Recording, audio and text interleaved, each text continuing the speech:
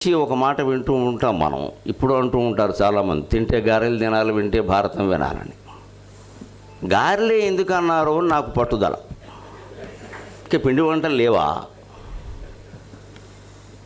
తెలుగువాడికి గారెలు ఇష్టం, గారెలు బాగుంటాయి, అది సమాధానం కాదు. గారెలు ఎందుకన్నారు? బొబ్బట్లు ఉన్నాయి, పులిహోర ఉంది, మిరపకాయ బజ్జీ ఉంది, దమ్ముంటే చాలా ఉన్నాయి కదా. తింటే గారెలు తినాలి, వింటే భారతం వినాలి. ఇది నా చిన్నప్పటి నుంచి పురాణాలు చెప్పేవాళ్ళు చెబుతుంటే నాకు సందేహంగా ఉండదు. గారెలతోనే ఎందుకు పోల్చారు? తెలుగు వాళ్ళు ఎవరు సామాన్యులు కాదు. ఇప్పుడు ఇంగ్లీష్ మీడియం వచ్చాక పనికిమాలిన వాళ్ళు అయ్యారు, కానీ ఇదివరకు చాలా తెలివితేటలు ఉండేవి. మొత్తం 4 వేదాలు తెలుగువాడి ముందు అరుగు మీద కూర్చుని వినిపిస్తే 4 వేదాల సారాన్ని ఒక్క మాటలో చెప్పేస్తాడు తెలుగువాడు. తెలుగువాడు అంటే అంత గొప్పవాడు, అంత వాడి ఒక్క మాటలో చెప్పేస్తాడు.